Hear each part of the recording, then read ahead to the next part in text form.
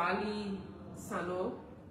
Vali Sano has been appointed as Deputy Executive Director for Operations for LRRC, while Mr. Joseph Boer Cooper have been appointed as Deputy Director for the Bureau of State Enterprise.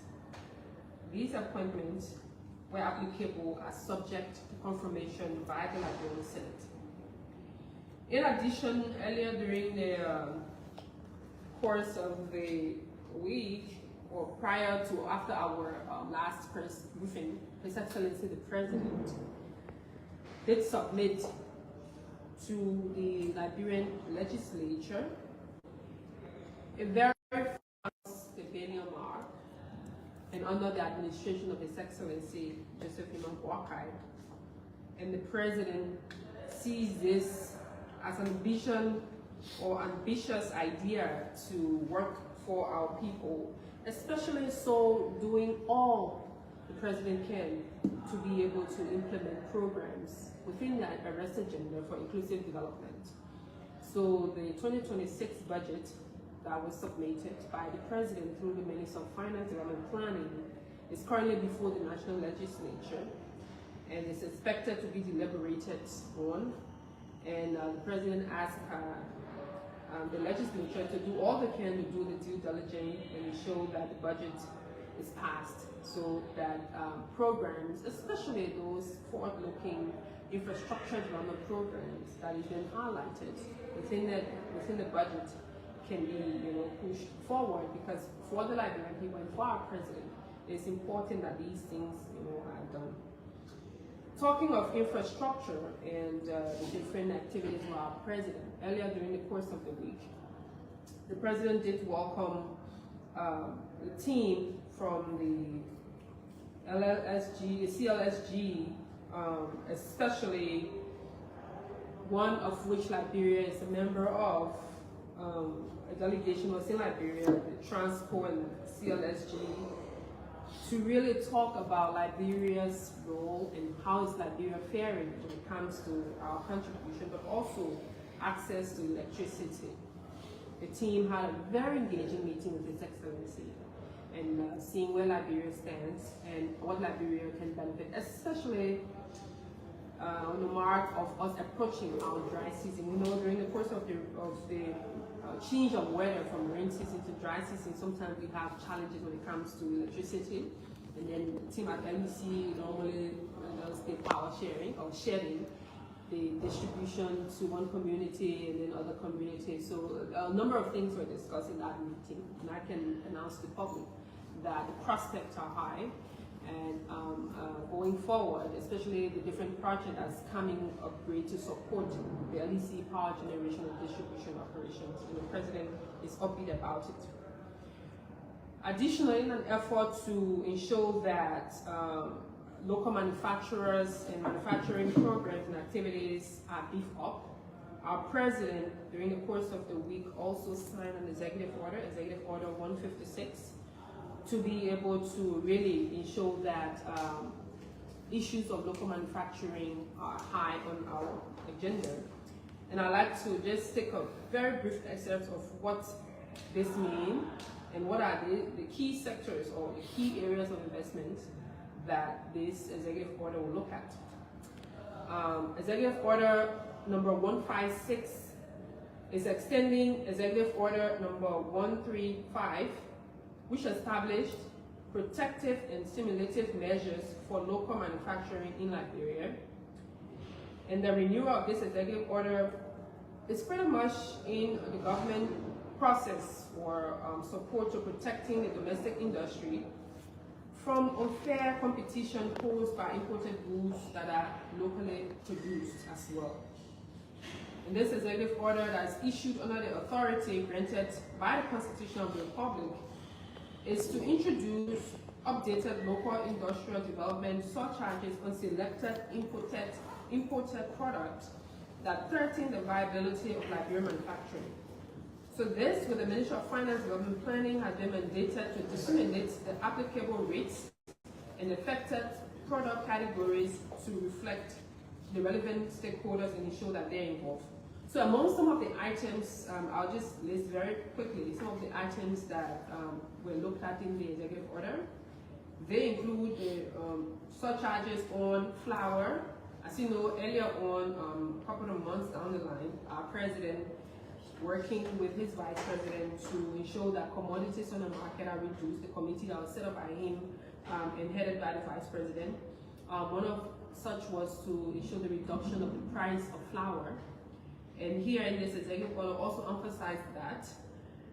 So the commodities include flour, biscuits, soap, tissue, soft drink, metal products, among others. And the measures are designed to create a level playing field for Liberian manufacturers and strengthening local value chain and encourage investment in the domestic sector. And also job creation for the community, and especially our young people. Also, our president, during the course of the week, spoke at the 71st graduation ceremony of the Foreign Service Institute. As you know, the Foreign Institute is a Liberia premier institution that trains our diplomats and people in the foreign sector representing our country, or training young people in our foreign service industry to be able to represent the country in and out of Liberia in the different areas. So the president spoke and delivered the key message to the young people for focusing on, for them being the change and contributing to our image globally, but also when they're given the opportunity to serve, they should serve diligently. Moreover, the president, in continuation of this appointment, as I mentioned earlier, which this appointment came quite shortly. Also, I've appointed Councillor Emmanuel Etule as the chairman of the board of the Liberia Institute for Public Administration. Earlier on, we had Dr. Cassell, who served as the chairperson of the board. She's been appointed to the Commission on Higher Education. Dr. Henry Topa also is now chairing the board of directors of CARI, as well as the reactivation of the National Bureau of Veteran Affairs. He reactivated it by appointing leadership inclusive of Attorney Major Jackson Molu, Director General, Major Fred Isaac Smith, Deputy Director General for Administration, and First Lieutenant Isaac T. Wallace, Deputy Director General for Veteran Affairs. It's been, as I mentioned, a very active time for His Excellency.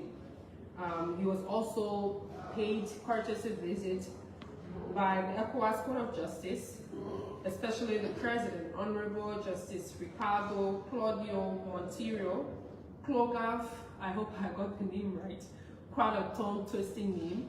However, the visit was marked by our president giving update on his work on the rule of law and the justice area, and seeing the support he's been giving to especially the team at the Office of the War and Economic Crime Court, but more so how ECOWAS can support our justice efforts, how ECOWAS can support the different work countries doing on the line of reconciliation, on the line of justice and access to justice, and the collaboration that's necessary. As you all know, yesterday, our president dedicated 35 new buses to help enhance transportation in and around the country. And the occasion is the president's way of beginning a long process of helping to ease transportation for our people, both nationally and in the counties, but also this is the beginning of improving in terms of the road connectivity, connecting our people to markets. And this is the beginning. And the president also announced that this long-awaited, long-spoken about yellow machine will definitely come. So all the president's efforts in the reduction of pricing of gasoline on the market, as well as ensuring that buses are made accessible and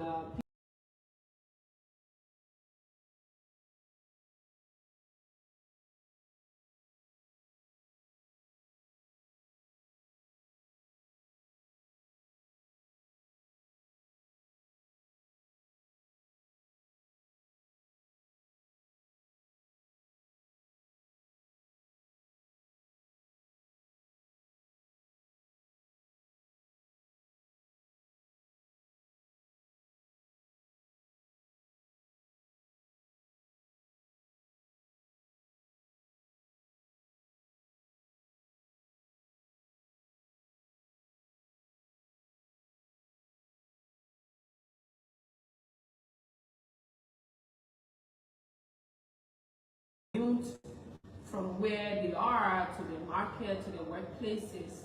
These are all, quote unquote, the bread and butter issue and the solution that our president is seeking, while at the same time working on a long-term effort. You know, their short-term development initiative, medium-term and long-term. And the long-term will be where our roads will be pliable and stations for buses and trains and other transportation systems will be in place. But these short-term implementation of providing transportation and upbeefing the transport sector, it's really going to be something that the president is going to do from time to time. This is the first phase of a fleet of buses, about 60 of them that's supposed to be coming. This is the first phase, and we're looking to ensuring that this can really be of help.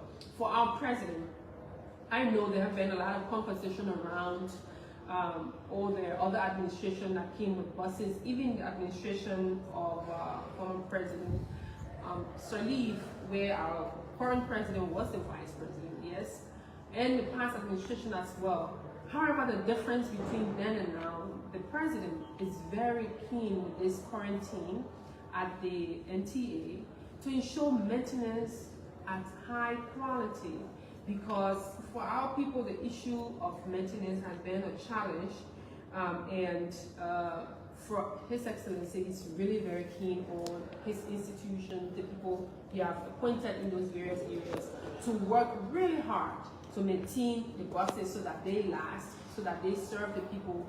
But the other thing, again, is to ensure that they commensurate with international standards, and the team at NTA are working really hard so that the regular will have a system, integrated system, where you will have a cashless system where you pay with the card, some card you can use on the bus, you know, and then at a certain age you will be able to ride freely. And you really want to let the Liberian people know this effort is the beginning of a long and improved effort in our transport sector. Also yesterday, as you know, prior to yesterday, one young man who have been or was a very strong supporter of the president, but also a technocrat who unfortunately lost his life. Our president went to sympathize with the family, and we did announce it here prior to now, but he went yesterday to sympathize with our late brother Amadou Yaya Sow in the Bessie Street area. The president expressed his condolences to the families and friends of our dear brother Honorable Sow. May Allah have mercy on him, and may his soul rest perfectly, and may Allah give him our Jannat Firdaus. Our president is really happy to announce to all of you that what he's done so far, the activities of the administration, and going forward, there have been lots of progress, and he's insistent on doing all he can for the betterment of our country, and he will not relent until Liberia becomes better than he made it. So I will pause here. Should you have any question, comment, as always, kindly state your name, the institution you represent, and your particular question. Thank you and good afternoon. Yes. Good afternoon. Yes, my name is Prince Sa, and I report for the newspaper. Yesterday, President Ouattara was booed by citizens while riding on one of his newly commissioned NTA buses. What is the official reaction of the presidency to citizens when President Ouattara during the bus? And two, does the president interpret the bullying as public dissatisfaction with his leadership? Thank you. Thank you. First of all, I can tell you, even though I personally wasn't on the bus ride, but my team was on the bus ride, and we did follow because we're here in office busy with other national issue.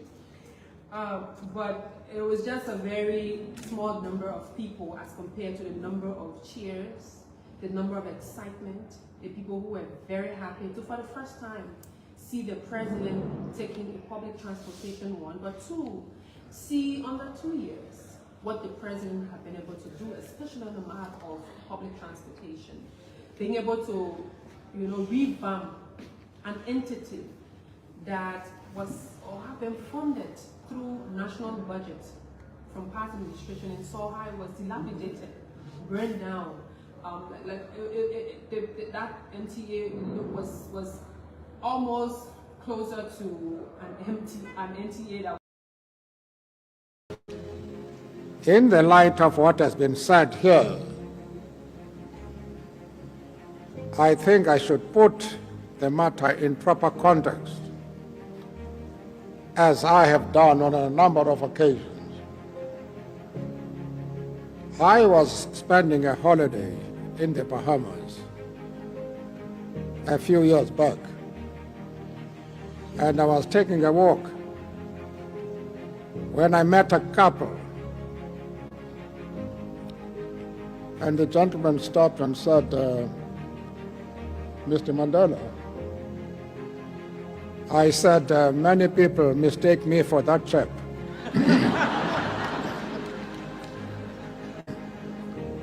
And he said, he turned to his wife and said, Mom, Mr. Mandela. She was absolutely unimpressed. And she said, what is he famous for? And the husband, in his embarrassment, dropped his voice and said, Mr. Mandela, Mr. Mandela. She said, I asked, what is he famous for? And without waiting for an answer, she turned to me and said, what are you famous for? I couldn't answer that question. But I want to say that of the international bodies that we have, the United Nations is the most significant.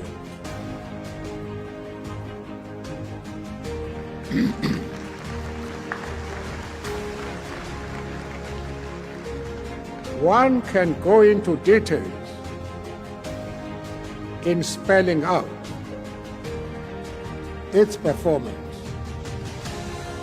But I just want to cite one example, which I hope all of you will appreciate why we should support that organization. The First World War broke out in 1914, and 25 years later, we had the Second World War. That was in 1945, 1939 to 1945. It is now 54 years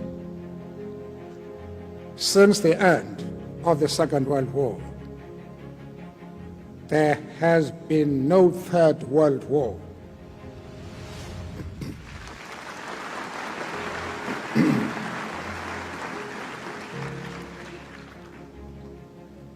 It is true, there have been regional conflicts, some of them very violent, but no world conflagration has taken place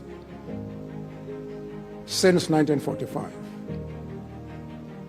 And those, therefore, who wanted to get involved in conflict resolution should always relate their activities to the world body, whether it is resolving a conflict in one country or a conflict between various countries. Once you say the United Nations, its charter calls upon all its members to try and resolve their problems by peaceful means, you then have a solid start, and depending on the specific problem you are required to solve. But the fact that you should relate your efforts to the United Nations is a very powerful weapon in your hands. We have been involved in conflict resolution in our country. When, as I have pointed out before, we had to try and change ourselves as individuals, because it's no use trying to change others if you yourself are unable to change yourself.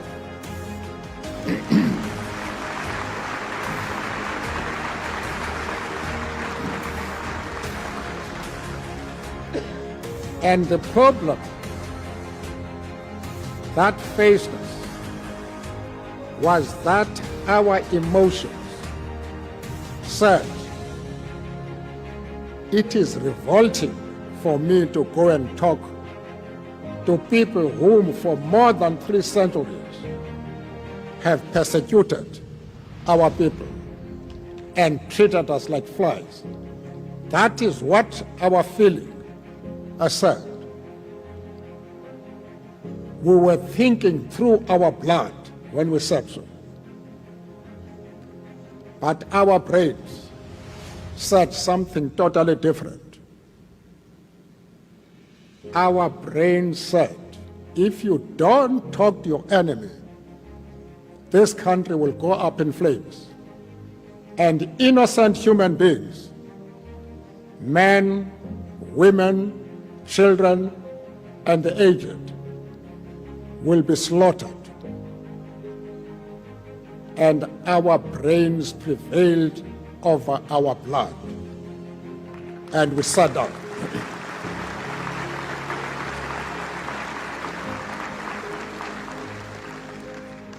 We sat down and talked.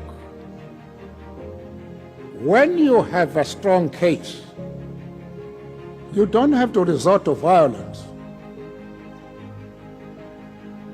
You actually wanted to meet your opponent because he cannot answer your case.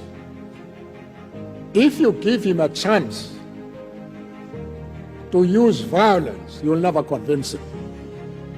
It is going to be the strength of the weapons that you command that is going to prevail. Whereas if you sit and talk, you can put anybody with a viewpoint contrary to yours against the wall, on the carpet. And that is what we did. Now, many serious political commentators said, you will never be able to have a peaceful transformation in South Africa. We confined it. We had that peaceful transformation. We were working with the international community, especially through the United Nations. We had a second case. When it was announced that I was going to Libya, the State Department worked a figure at me and said, if you go there, we will withdraw our aid to South Africa. I must confess, I spoke more from my blood, which was boiling, than from my brain. And I said, nobody anywhere in the universe, not only in the world, in the universe, is going to dictate to me. I am going to Libya.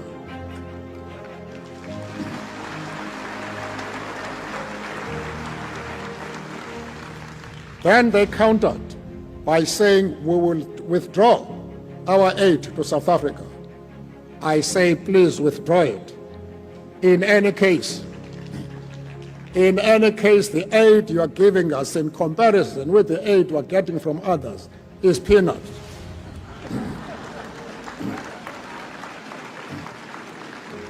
But a very humorous member of the Congress put me on the carpet. He said, well, if it is peanuts, don't eat them. But I want to leave you, and many people, including heads of states, said you will never be able to convince Gaddafi to hand over those suspects. I and His Royal Highness here, representing King Fahd, we were able to persuade Gaddafi to hand over those suspects. We won his confidence.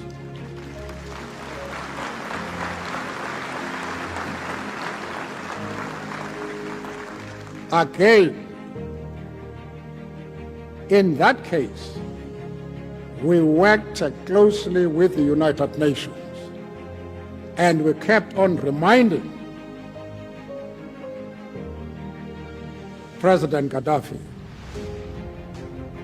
that the Charter calls upon all of us, including you, to try and settle problems through dialogue, through peaceful methods. Now, I do therefore urge you that when you face any situation, bear in mind consciously the Charter of the United Nations. But because this is a university and there are many students here,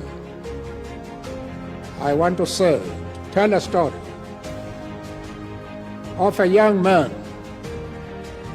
who left his village to go and look for a good wife. For this purpose, he crossed the vast plains,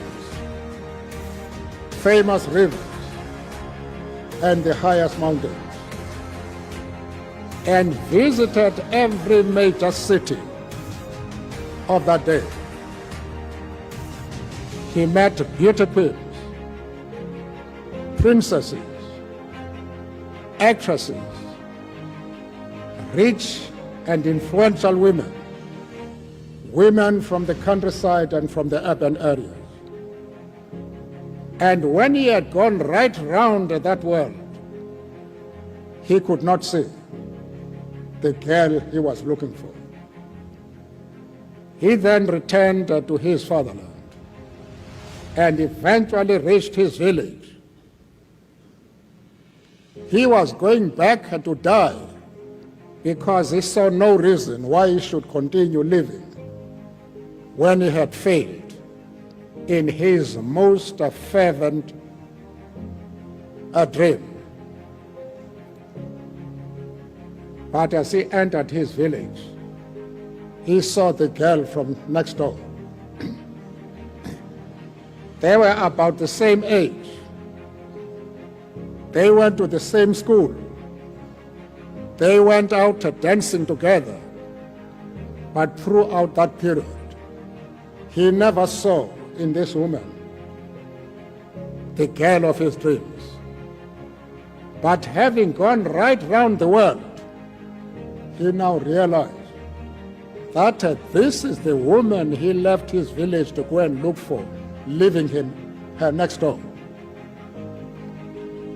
What that means is that you must develop self-confidence, confidence in yourself, because you are not only an asset to the nation, not only leaders of tomorrow. Each and every one of you has the ability, the qualities to reach at the top position in your country, as long as you have confidence in yourself and then acquire the best instrument for you to be able to save your society, which is education.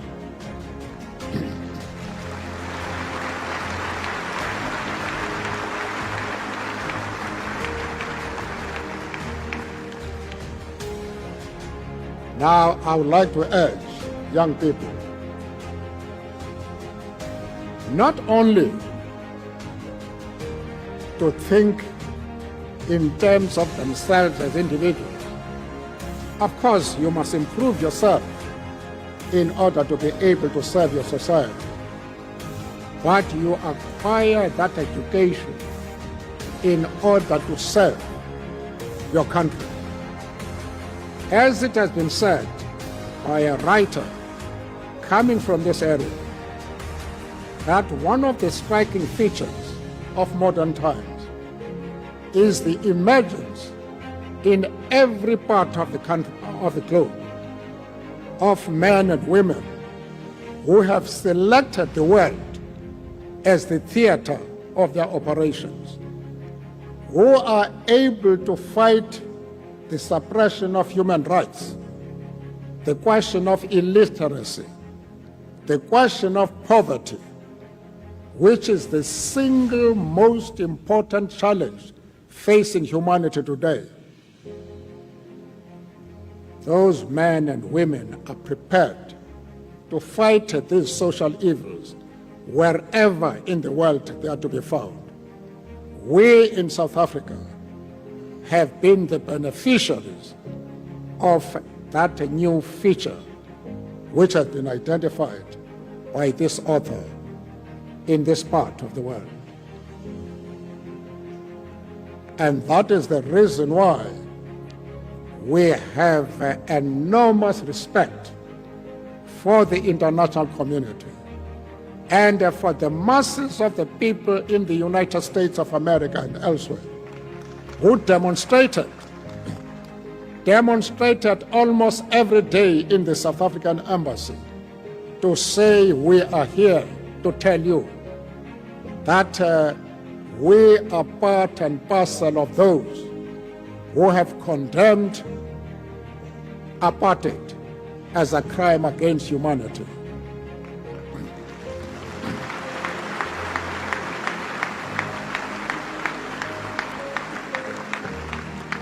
The people of South Africa would have fought hard even without the support of the international community. But the cost of that struggle would have been too crushing for us. And it would have taken a long time for us to liberate our country. We were able to liberate our country because we were supported by the United Nations and the international community as a whole. We are therefore very grateful, and we don't know exactly what words to choose, which will indicate to you the depth of our indebtedness to you. Now, as I concluded my remarks somewhere yesterday, I was having a discussion with a 5-year-old young lady who then asked me, "How old are you?" I said, "Well, I really do not know, but I was born long, long ago." She said, 5 years ago? I say, no, much longer than that.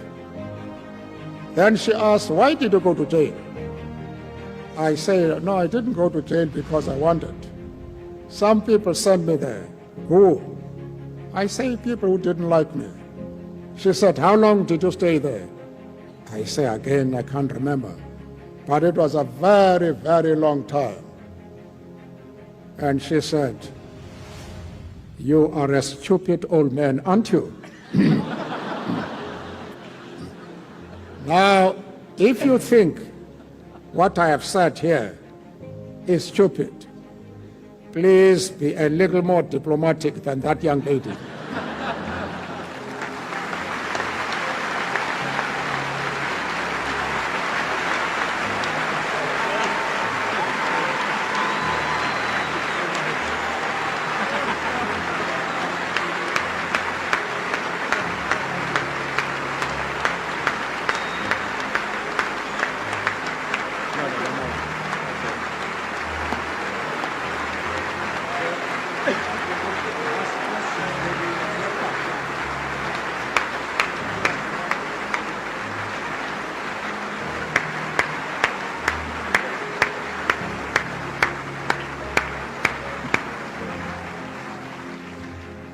Mr. President, before we begin the questions and answers, I would like to read a letter that we just received at the Baker Institute from former President George Bush. Dear Mr. President, you will always be Mr. President to me. I am distressed that I will have to miss your appearance at the wonderful Baker Institute. Had I not been out of town, I would certainly have been there to join in as your many friends in Texas salute you and honor you. You have been an inspiration to so many, and that includes every single member of the Bush family. Thank you ever so much for your thoughtful phone call last week. That meant a great deal to me. Respectfully yours, George Bush.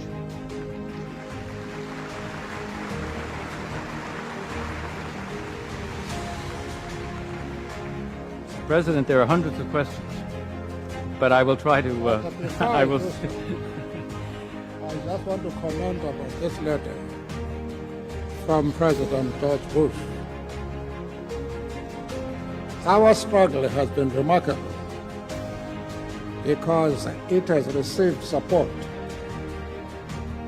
from all political tendencies in the country.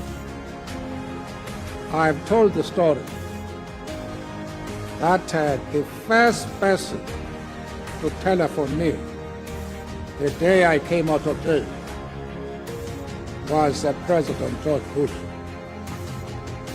to say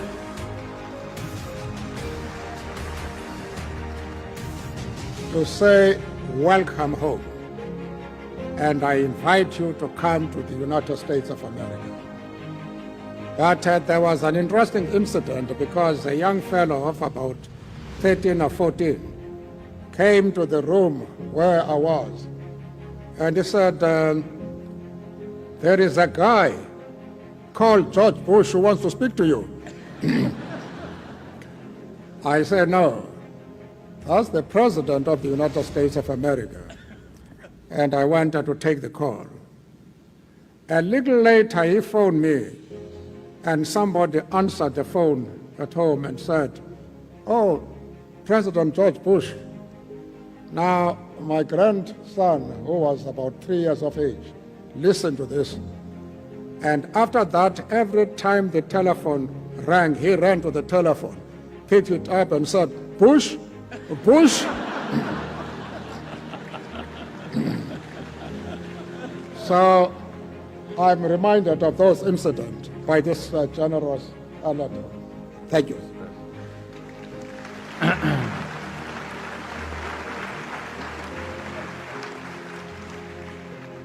Many questions about hopes for Africa.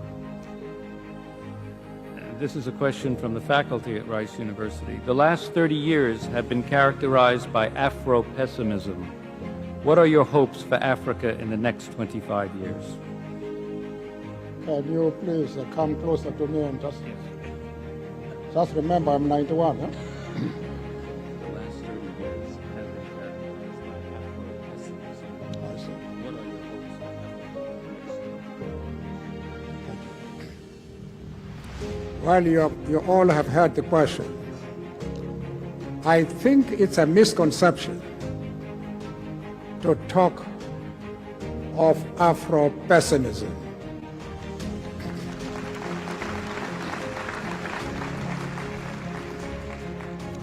Whatever the position was during the colonial days, from the moment Ghana became free in 1957 and became the third country, African country, to be free, next to Ethiopia and Liberia, the mood of optimism was at its highest peak.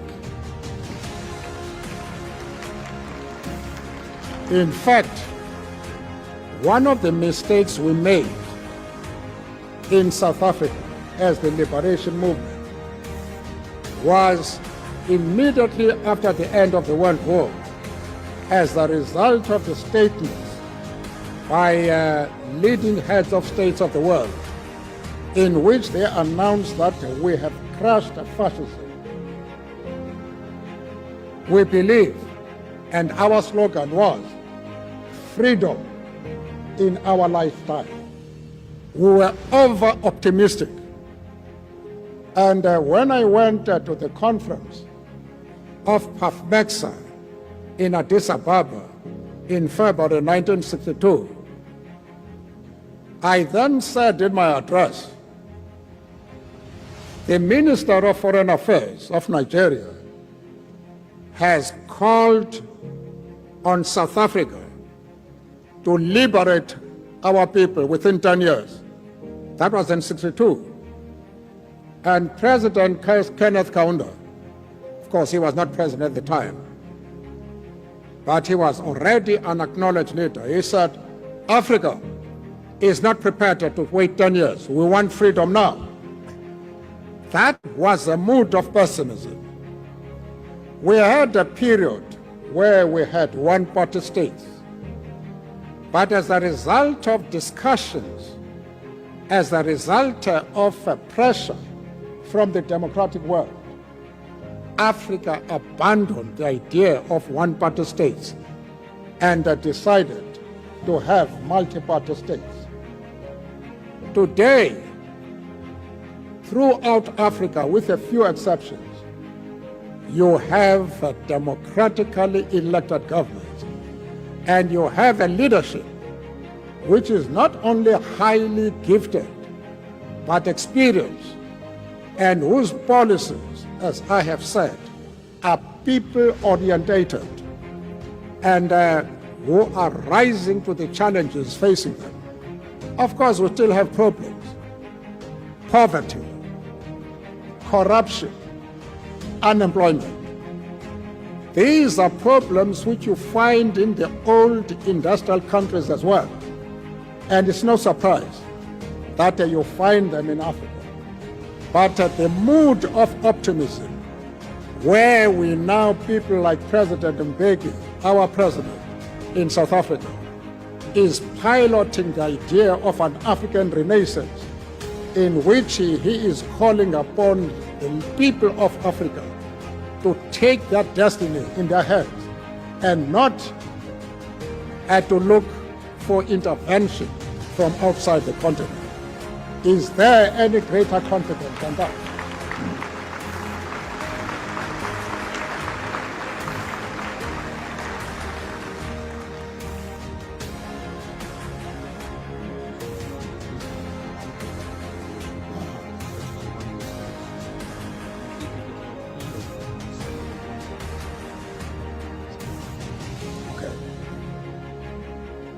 Several questions on the Truth and Reconciliation Commission. Mr. President, do you think that a Truth and Reconciliation Commission such as the one you established in South Africa can help heal some of the wounds of ethnic conflict in other countries? I cannot speak for other countries, especially without knowing the concrete conditions under which they address problems. But for South Africa, it was one of the best methods to heal the wounds, to make the next of kin know what happened to their beloved. We set up that commission very carefully. I was given by a committee which was set up to recommend to me the names of people who should form this commission. They gave me 40 names, and I had to select 17. I made sure that that commission was fully inclusive. No shade of political opinion was left out. And we selected one of the most outstanding leaders in South Africa, Archbishop Tutu.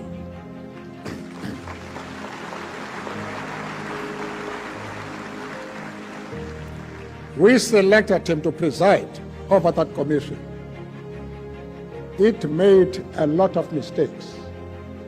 It showed a lot of weaknesses.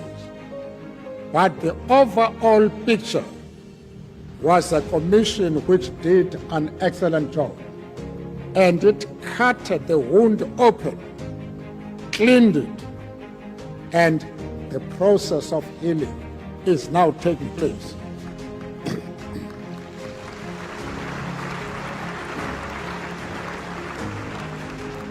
Many people were shocked when the previous security police came and said, "We buried this man alive. We asked him another one to dig a grave, and then while standing above the grave, they shot him into the grave." And the next of kin saying, "We excuse you. We know the conditions under which you carried out these orders. We excuse you." I had an officer in my security who had served at the apartheid regime, a white officer, an Afrikaner.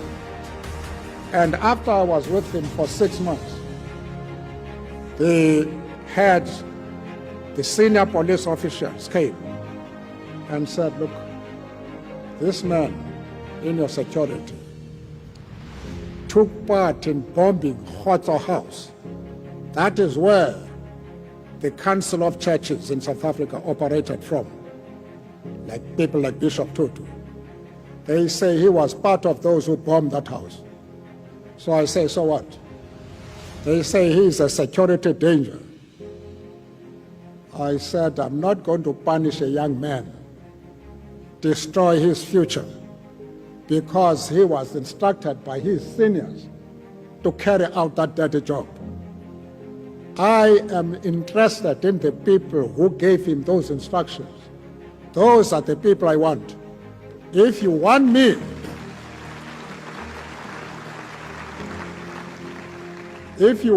to deal with the situation, tell me who instructed him.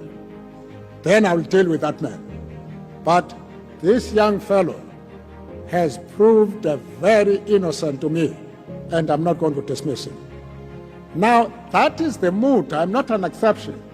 That is the mood that is prevailing in South Africa as a result of people who have come forward to say, "This is what we did." And when you listen to those stories, it's very difficult to accept that these things were done by human beings. But that has brought about a new situation in the country where the community from whom the security police were recruited those days feel today very much ashamed. And they have become, therefore, supporters, some of the enthusiastic supporters of worthy causes. And we have forgotten the past. We have been able to go to our people to say, that was a painful past, but let's forget it. Let us now work together to build our country. And that work is going on very well because the TRC has made it possible for us to know what actually happened. And that is why we have forgiven.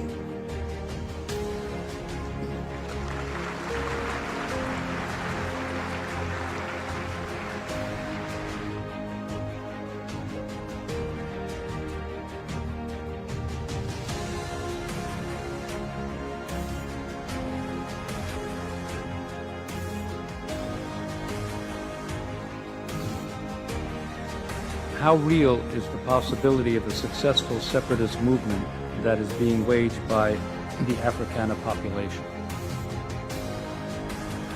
There was a time when the right wing in South Africa was a real danger. In fact, 3 weeks before the election, the general election of 1994, we discovered that they had decided to use force to stop the elections. They had set a date. I called the leaders of the right wing and I said to them, I have discovered that you have planned to stop the election by violence. Is that true? And one of them, who was the commander, the the National Commander of the South African Defence Force, a very honest Afrikaner, he said, yes, Mr. President, it is so. Saying president of the ANC at that time because the election had not taken place. And he says, I'm afraid there's going to be a lot of bloodshed. The Afrikaners are army. I said, you will give us a hard time. You are better trained as soldiers than ourselves. You command very dangerous weapons. And because of your resources, you know the country better than we do. You will reduce this country into ashes and bring suffering to innocent civilians. But at the end of that, we will crush you. We haven't reached this position. We haven't reached this position where everybody expects that we are going to be the next government, with your permission. We have reached it in spite of what you have tried to do. We will crush you because we have a just cause you do not have. We have numbers you do not have. We have the support of the international community you do not have. What is the use of engaging in such a suicide instead of going to Kempton Park where 25 other political parties were negotiating? The leader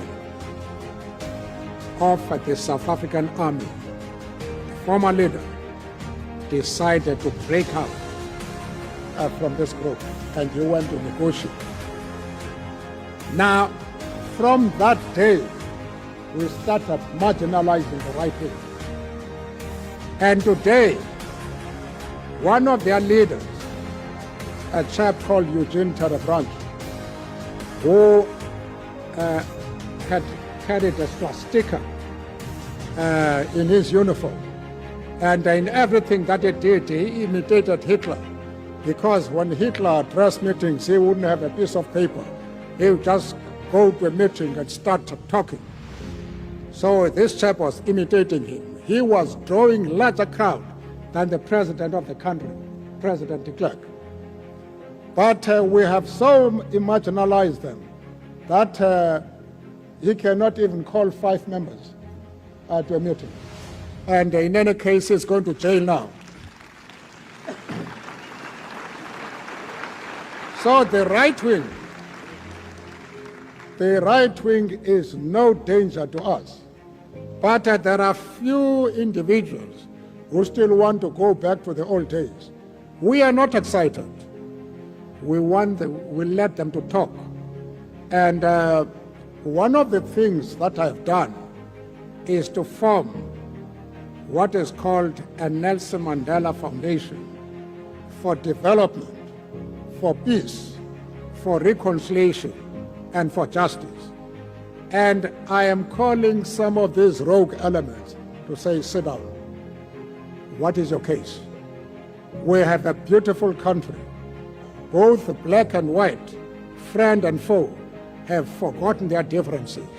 We are building our country. What is your case? They can't state it. We have completely marginalized everybody who is thinking of a separatist movement. But we can't stop people from thinking widely.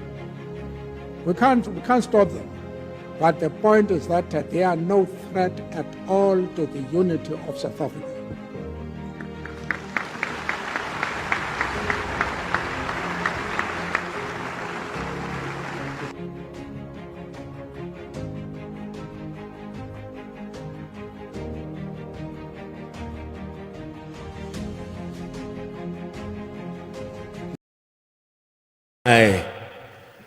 Congratulating you all, assuming as I do that you participated in elections, some of you, and that you are elected, and also aware that some of you have been appointed to serve as ministers in the new administration. Congratulations.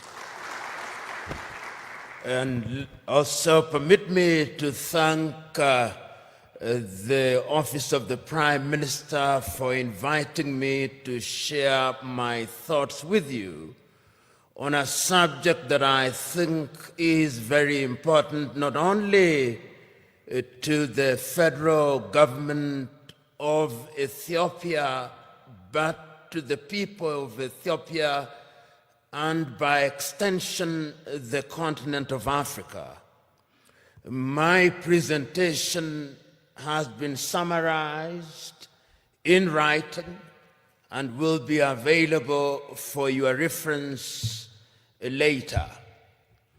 Let me start by saying that the subject of Pan-Africanism is one that remains as important today as it was, in my view, many years ago. Those of you who are familiar with the struggle for Pan-Africanism will remember its story, particularly through the activities of Africans in the diaspora. You'll particularly remember that prior to the much more famous meeting held in 1945 in Manchester in the United Kingdom, Africans in the diaspora, particularly in the Caribbean, in Trinidad and Tobago, in Jamaica, were very particular about having connection with the continent of Africa. You'll remember that they had many meetings, and you'll be familiar with some of the names, such as Sylvester Williams from Trinidad and Tobago, such as Marcus Garvey, and his call for Africans to go back to the mother continent. And you will also remember African Americans such as W.B.E.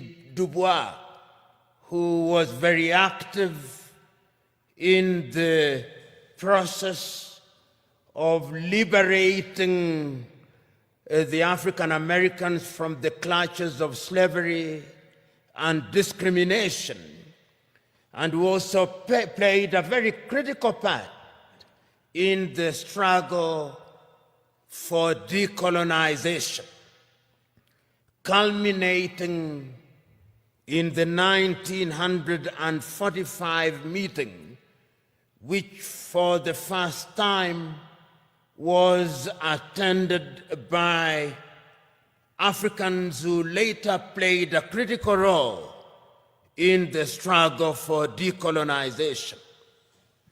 Of course, Ethiopia does stand out to the extent that it was never successfully colonized. There was limited occupation, and you are familiar with that history. Therefore, it is not mine to educate you on your own history, but you are familiar with it. But it must concern us, particularly at this time. And I hope during this conversation I'll be able to demonstrate why, in order for us to understand the present, we must understand the past, which will also enable us to have a glimpse on what the future holds. And one of the speeches which is seldom referred to is a speech that was delivered in the year 1906, in the month of April, by a South African called Pixley Kaisaka Seme. And it is instructive that Pixley Kaisa Kaseme was the first president of the African National Congress when it was founded in 1912. When Pixley Kaisa Kaseme delivered that speech as a student at the University of Columbia, his title was The Regeneration of Africa. And what he was talking about at that time was an Africa that had borne the brand of slavery and was laboring under the pain of colonization. Pixley Kaisa Kaseme reminded his audience on that day that when the European powers assembled in Berlin in 1884 through to 1885, they agreed to divide Africa into spheres of influence for purposes of exploitation, so that the Germans had their share. If you remember, the Germans were present in what we now call Namibia. They were present in what we now call Benin, but was then known as Dahomey. They were present in what is now a part of Ghana, which was then the Togoland, the Volta area. The Belgians were present in Rwanda and Urundi, and they were also present in what is now the Democratic Republic of Congo. The Italians, to the extent that they could, tried to occupy Ethiopia and Eritrea, and were present in a portion of Somalia. The British were present, of course, in Uganda, in Kenya, in Nyasaland, in Rhodesia, and in Nigeria, and in many other places. The French, of course, were also present. And all these powers, even the Spaniards, were present in Equatorial Guinea, as were the Portuguese. And the whole idea was to use the resources, both natural and human, of the African continent, so that the partition of Africa was one that was designed to benefit the European powers. The partition was arbitrary. If you look at the nation states that we now have, or is it states that we now have, with many nations in them, every other African country that we are talking about now is struggling to be a state. All of them, without exception, all of them.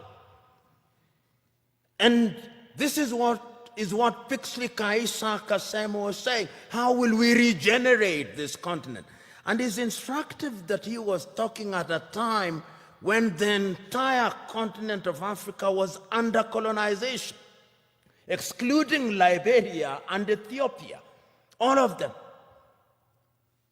And therefore, when in 1945, Africans were represented in Manchester, Kwame Nkrumah was present at that meeting, Marcus Garvey was present at that meeting, Jomo Kenyatta was present at that meeting, Obafemi Awolowo was present at that meeting. The drive was to decolonize Africa. And one of the things that amazes me is that at that time, these individuals did not have the internet, they did not have WhatsApp, they did not have the kind of communication that we have now.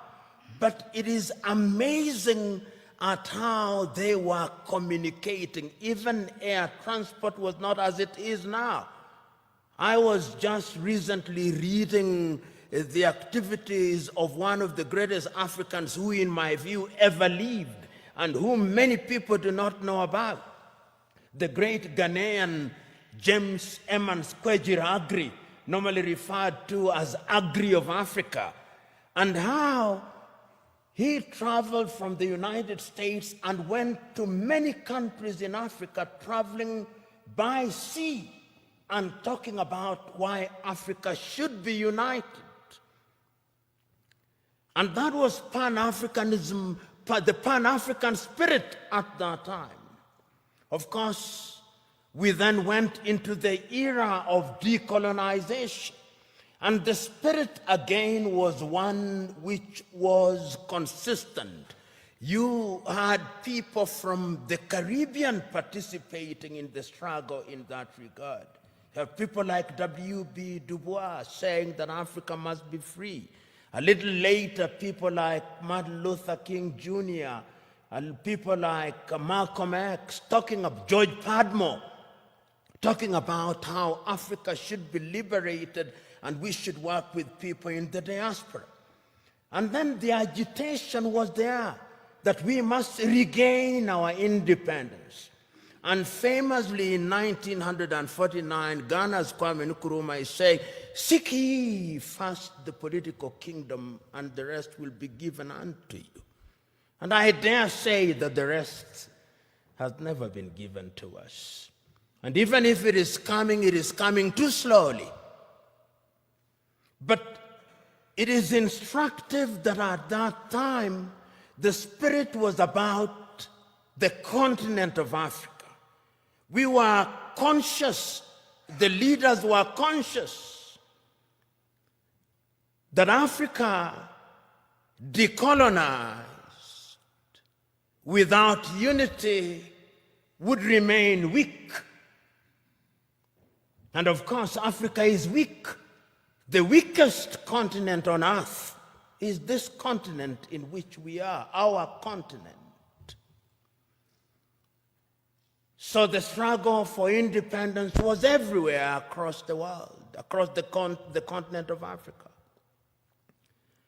So when on the 6th day of March, Ghana regained her independence as Ghana, it was then Gold Coast. I think the most eloquent and the most passionate warrior for Pan-Africanism was Nkrumah. He said on that day,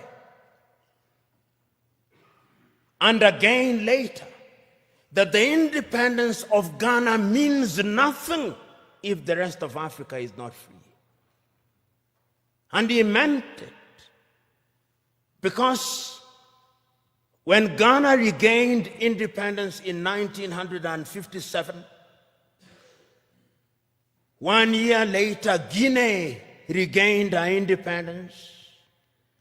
A year later, the French Sudan, or what we now call Mali, regained her independence. They signed a pact to create what they call the African Union. They thought at that time that that would be Africa in her embryonic days. And they invited Patrice Emery Lumumba in 1961, but of course Emery Lumumba was then assassinated in the month of January 1961. And he warned. This is one of the things that always stands out in my mind. That Nkrumah, of all leaders at that time, was able to see that if we were not united, we would go nowhere. So in 1958, he summons a meeting in Accra, Ghana, of the then independent African countries and tells them, if we don't unite now, the neo-colonialist is going to ensure that we remain disunited and we remain small, and they are going to ensure that the neo-colonial project continues.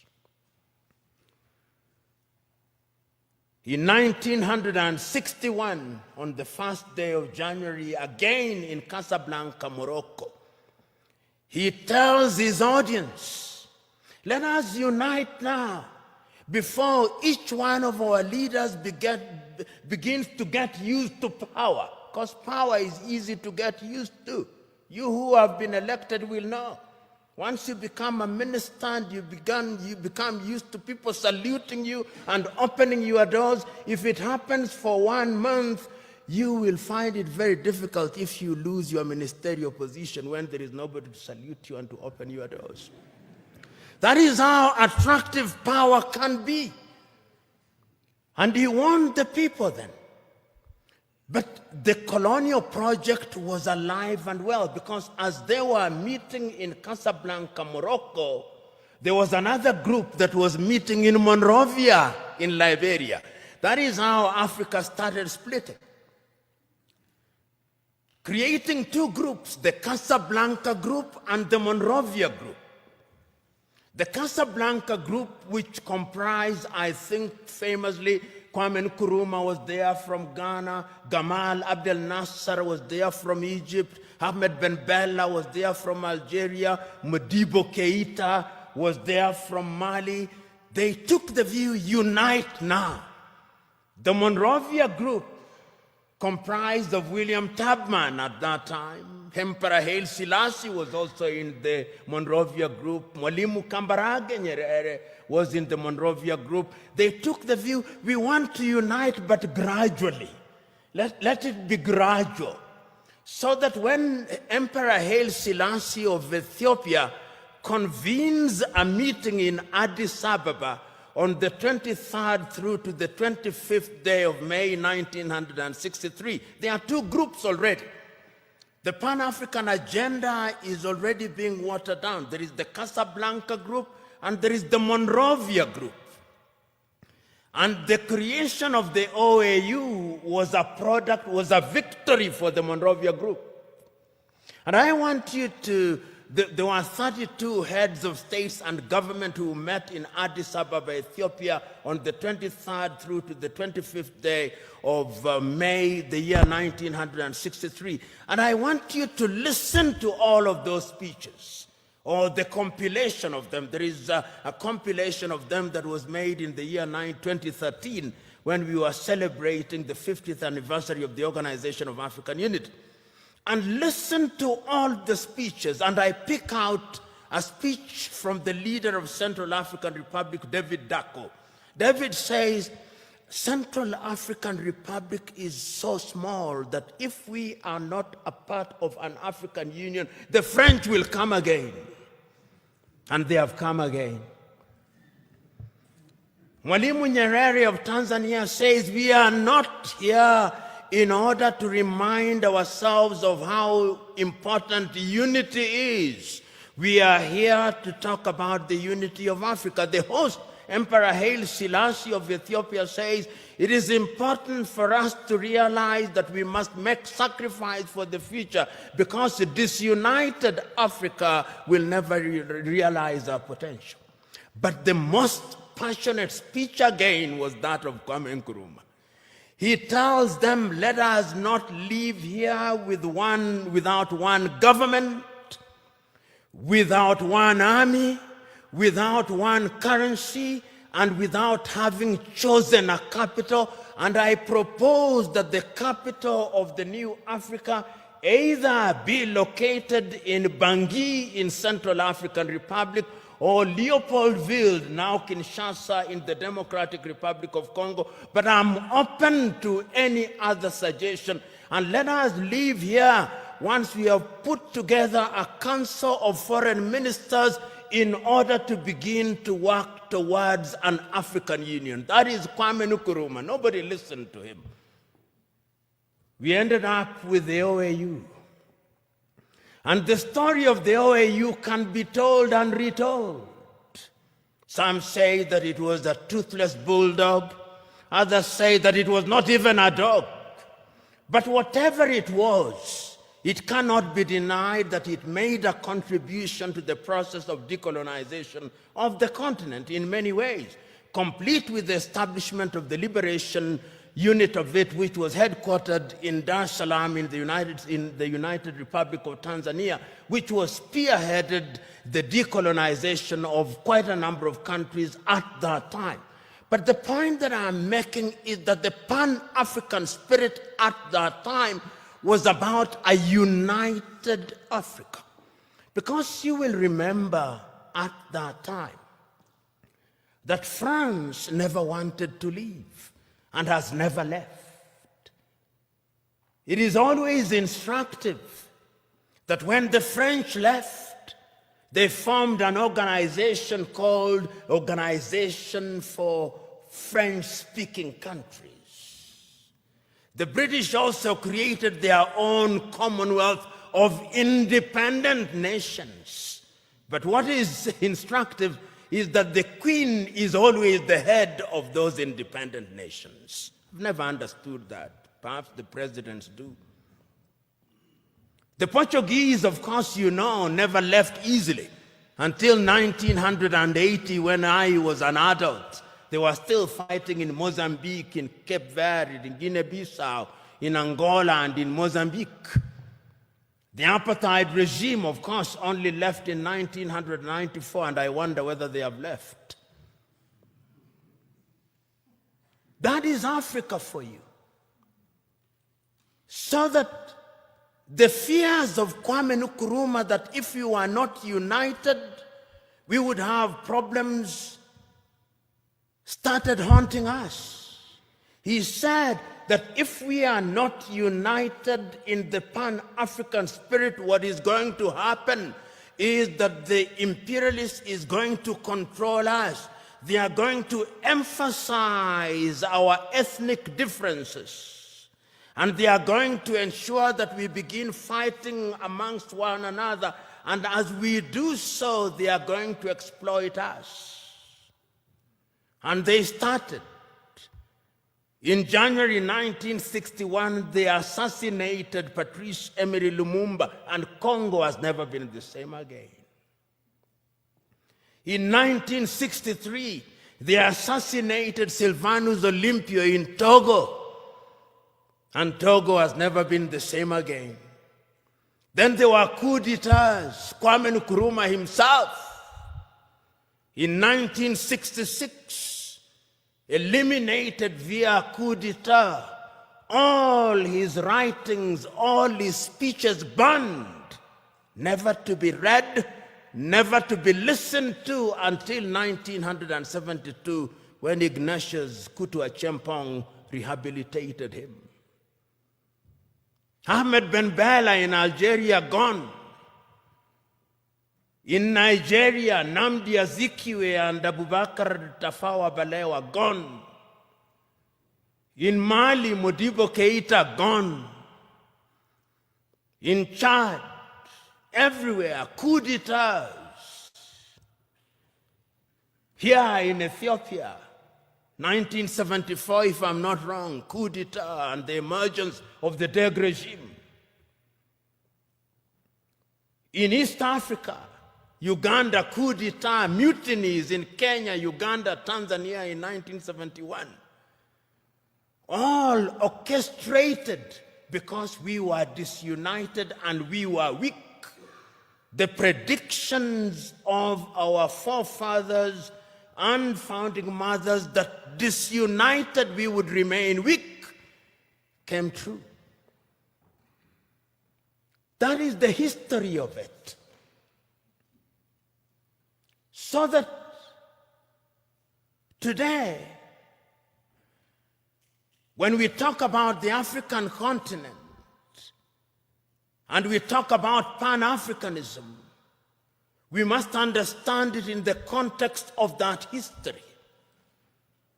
And you will remember that it is not as if Africa never realized or never recognized that our weakness would be in our disunity. We did. We did. Because regionally we were trying to integrate. We were in the East African community, we were creating the East African community. In South Africa, we were creating SADC. In West Africa, we were creating ECOWAS. In Central Africa, we were creating the Organization of Central African Communities. In the North, we were creating the Maghreb.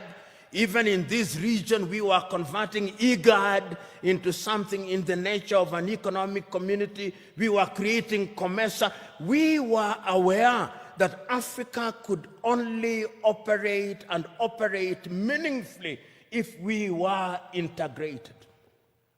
We are not trading with one another. Intra-African trade is not anything beyond 15%, the lowest anywhere in the world. If you look at all our sectors and look at them, look at our agriculture, almost all African countries are net food importers. There is not a single African country that is in meaningful technology. Not a single African country produces a mobile phone.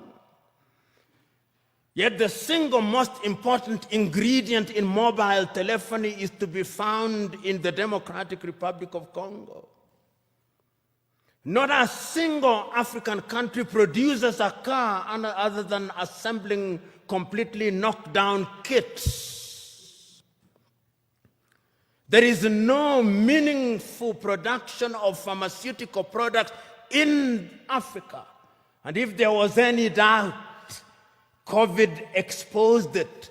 All African countries, the 55 of them, are waiting to either receive Sinovac from China, Sputnik from Russia, AstraZeneca, Johnson or Moderna. And we don't even know what they are because our bureaus of standardization don't know. If you ask the Ethiopian Bureau of Standards what they are asking us to be injected with, they do not know. They just believe it is a vaccine because the Americans have said so or because the Chinese have said so. Africa is weak. So that even this magnificent edifice, I suspect, has not been erected by Ethiopian engineers. When I see the signage in Chinese, I suspect it is the Chinese. That is how weak we are. That is the reality of our mother continent. It is because we are politically weak, we are economically weak, socially we are disorganized, culturally and spiritually we are confused. That is the continent in which we are today. And the question, therefore, what would we do continentally in terms of trade? In 1980, under the Lagos Plan of Action, and some of you have been ambassadors, some of you are now serving cabinet ministers, you will grapple with this on a daily basis. Under the Lagos Plan of Action, Africa sat down in Lagos and said, we are going to improve trade amongst ourselves. 1980, Lagos Plan of Action. Did we do it? No, we did not do it. We did not do it because the European Union was instead engaging us under the African Caribbean, the Lomé Convention of 1975, or the Cotonou Convention of 2000. Africa remains the only continent which is described as Anglophone. So in Kenya or Uganda, where possibly only 20% speak the English language, we are Anglophone. In French, former French colonies, they are Francophone. In former Portuguese colonies, they are Lusophone. In some Arab countries, they are Arabophone. That is who we are. So, when the OAU met in 2013, they asked the question, what happened to the Pan-African spirit? And when, therefore, they met in Sirte in Libya under the tutelage at that time of Muammar al-Gaddafi. It was resolved in 1999 that the OAU be renamed and be referred to as the African Union, and it was launched, as you know, in Durban, South Africa in the year 2000. But one of the most important things in 2013 was the speech of the then chairman of the OAU Council, Nkosazana Dlamini Zuma, here in Addis Ababa in Ethiopia. And I want you to read that letter, which I'll paraphrase, in which she writes an imaginary letter to Kwame Nkrumah. He tells and apologizes to Kwame, telling Kwame, we apologize to you because we did not listen to you. We are weak because we did not listen to you. We are divided into 54, 55, depending on whether the Moroccans agree that Sahrawi is a country. Nobody cares about us. And brothers and sisters, if you want to know how weak we are, and we are weak, look at how we are treated. Last month,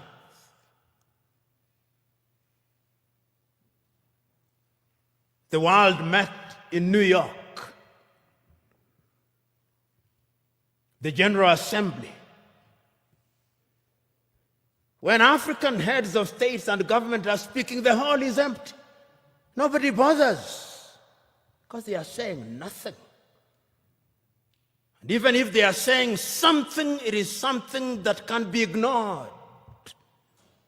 Compare when an African head of state and government is speaking and when the Prime Minister of Little Israel is speaking.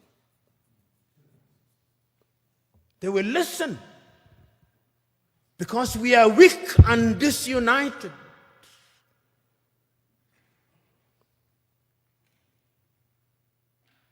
So we have a weak continent because the spirit of Pan-Africanism disappeared.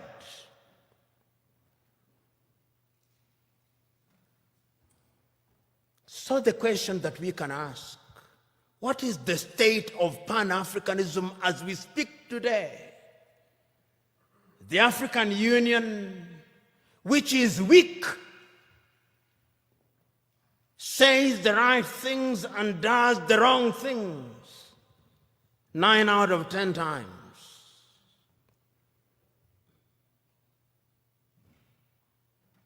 And what are the critical areas in which we are weak? We are weak politically because nobody listens to us. On the 3rd day of March, 1900, on the 6th day of March, 1997,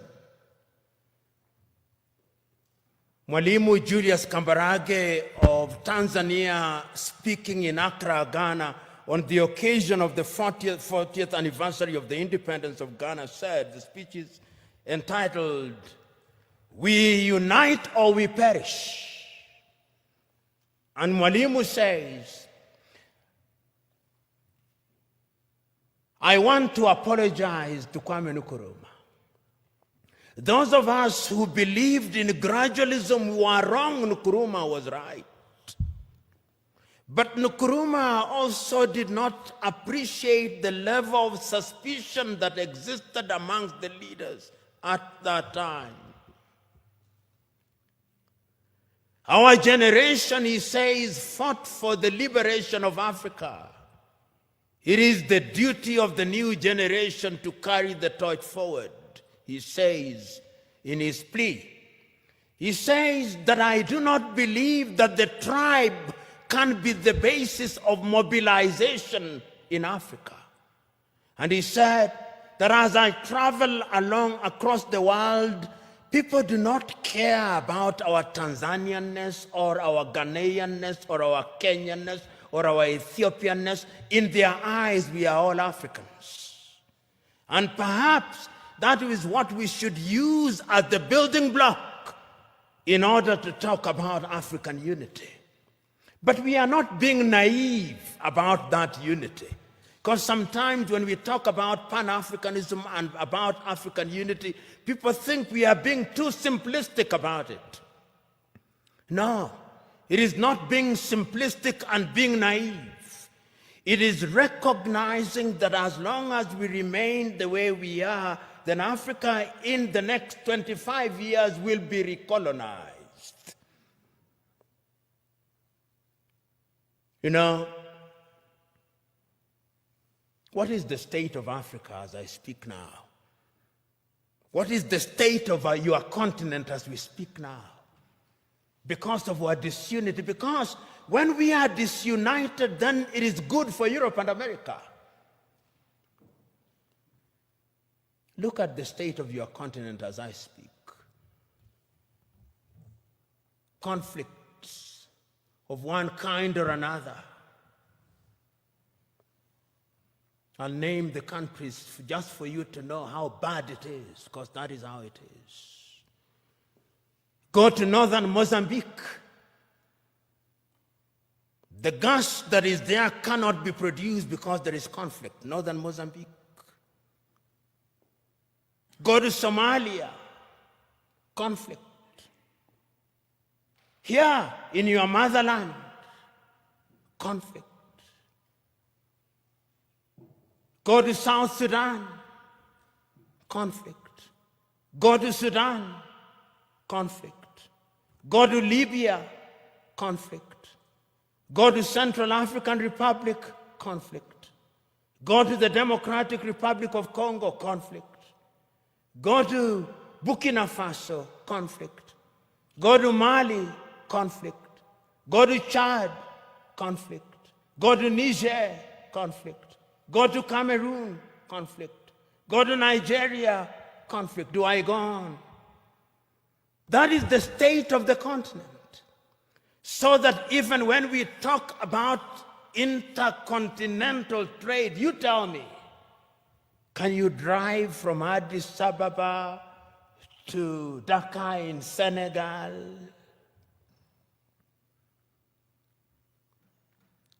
Unless you are Daredevil himself. Which group will not kidnap or ambush you? That is the state of the continent because we are weak and disunited.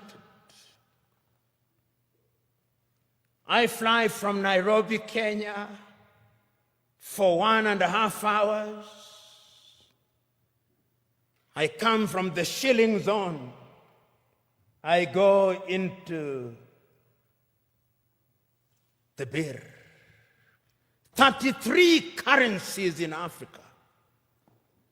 33 currencies. None of which is used to conclude transactions anywhere. I come to Addis Ababa, Ethiopia, and I show my shilling. They say, what is this? But let me show the dollar. Oh, this is it. Let me show the euro. This is it.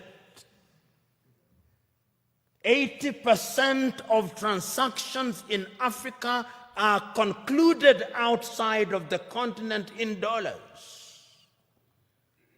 So you may have the Central Bank or the Federal Bank of Ethiopia, or Mickey Mouse.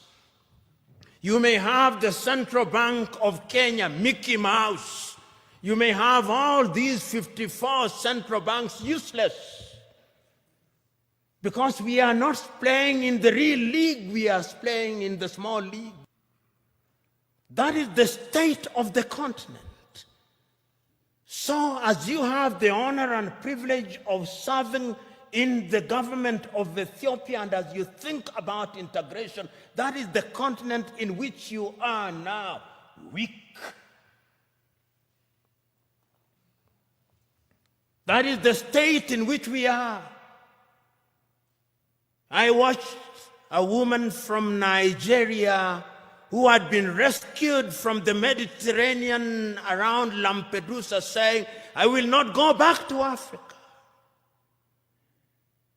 Even if I die in the Mediterranean, I'll try again and again. What is it that can make a human being say that I do not want to go back to my home? Because the natural instinct of a human being should be that you want to go home. It's because we are weak. Let me conclude by looking at Africa in the future. What is the state of Pan-Africanism?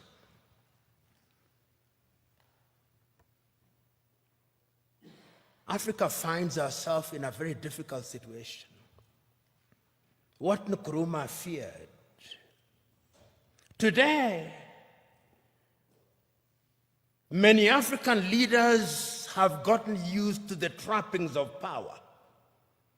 And those who speak about power, right? Power corrupts, and absolute power corrupts absolutely. I remember in 1997,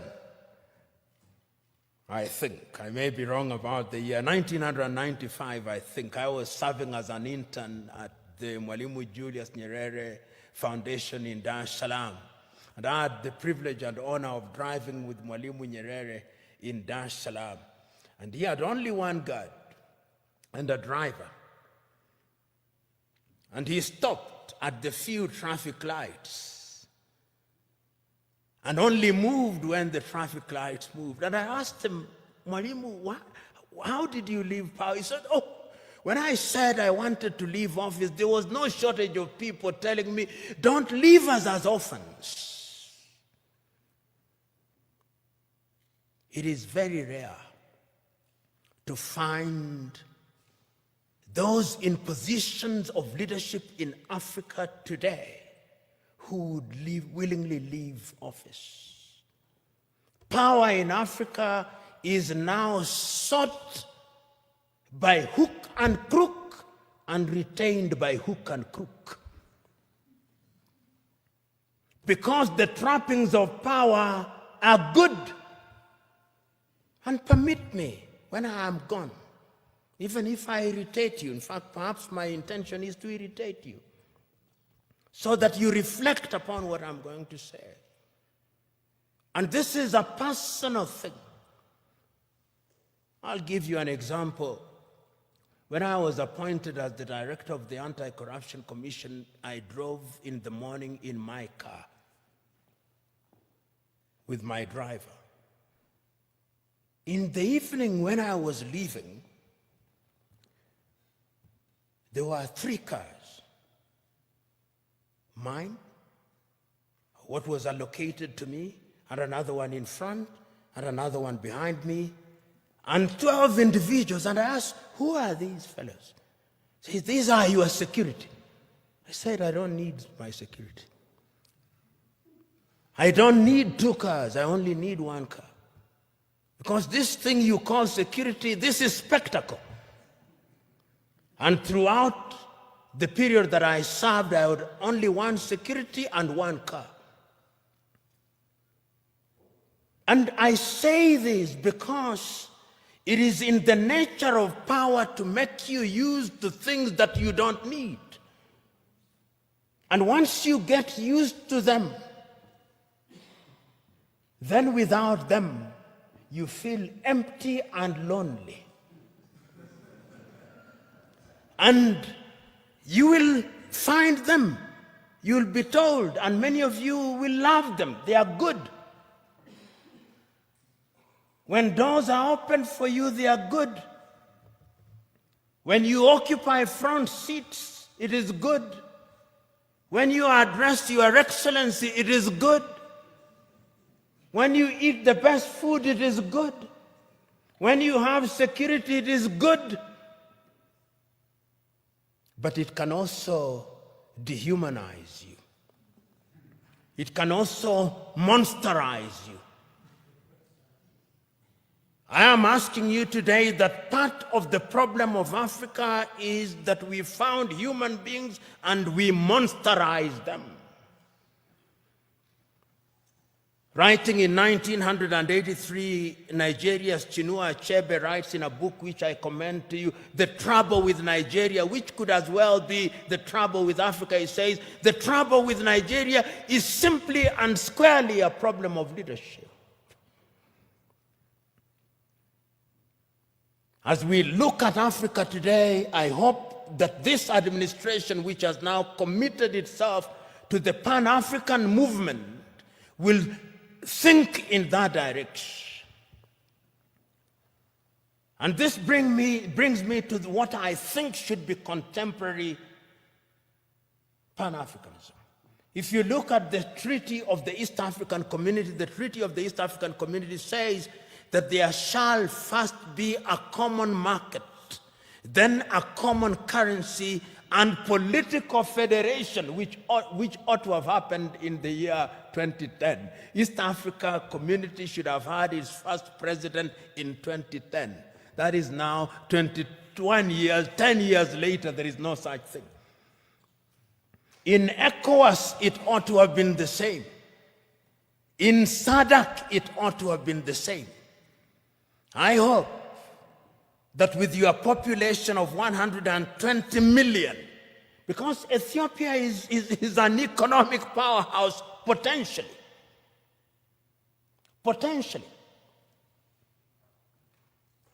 You know, Pan-Africanism, the new Pan-Africanism must have an economic component of it.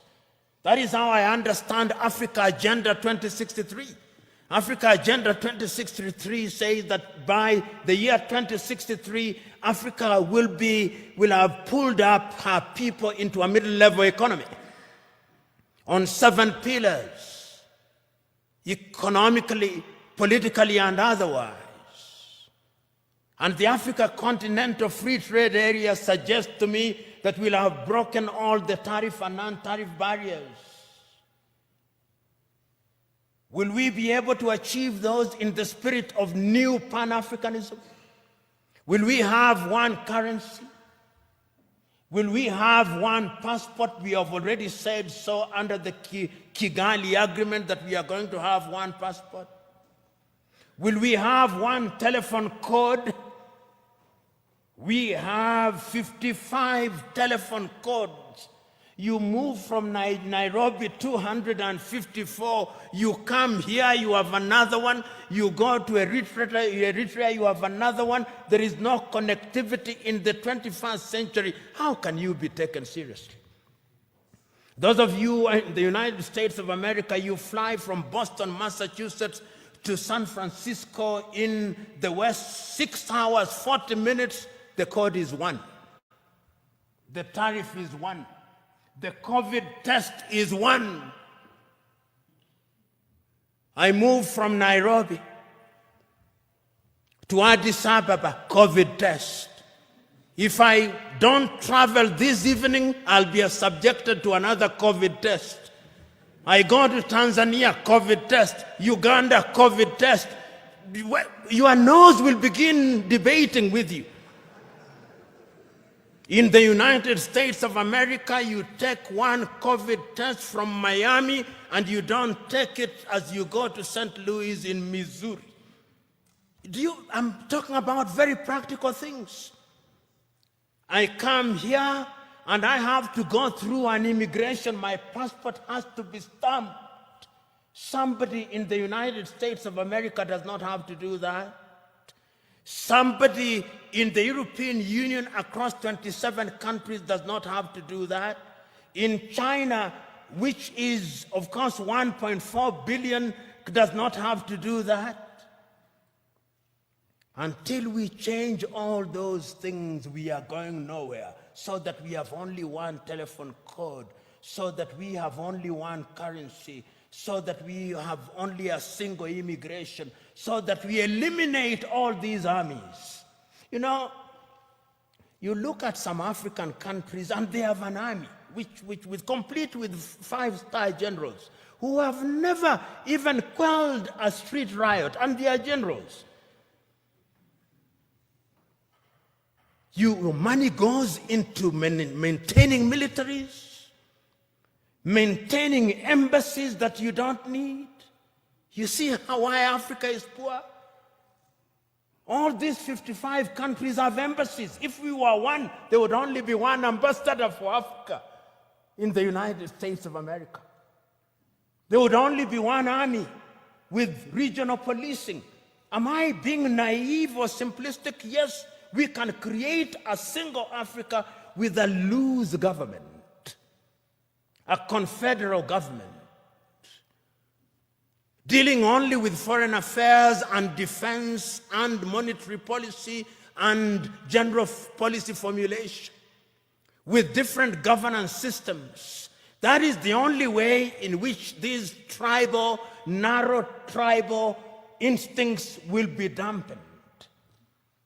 But as long as, and now I want to conclude, if we only see Pan-Africanism as sentimentalism, as a romantic idea about which we debate, and we remain as we are, then this is the Africa that I see. This is the Africa that I see in 25 years' time. Many Africans, either legally or otherwise, will break into different autonomous countries. Many of them.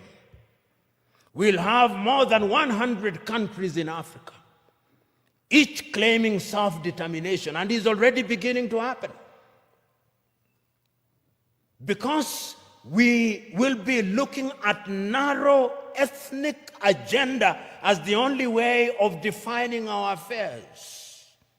Ethiopia will break down, Kenya will break down, Nigeria will break down, South Africa will break down. And look at South Africa. Only last week, the whites in Western Cape in South Africa have delivered a petition to the government in Pretoria saying they want to create their own country.